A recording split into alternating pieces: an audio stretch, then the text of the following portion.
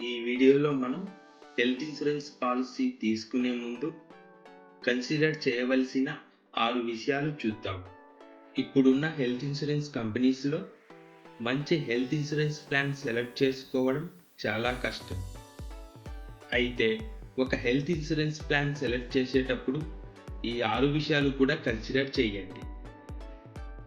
మొదటిది some insured చూస్ చేసుకోవడం.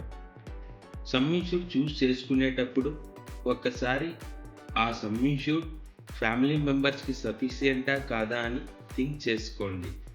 రెండవది మీ డిపెండెంట్ పేరెంట్స్కి sufficient some insured limit set చేసుకోండి. మూడవది తక్కువ వెయిటింగ్ పీరియడ్ ఉండే ప్లాన్ని చూస్ చేసుకోండి. నాలుగవది మ్యాక్సిమం ఏజ్ రెన్యువల్ ఉండే ప్లాన్ను సెలెక్ట్ చేసుకోండి.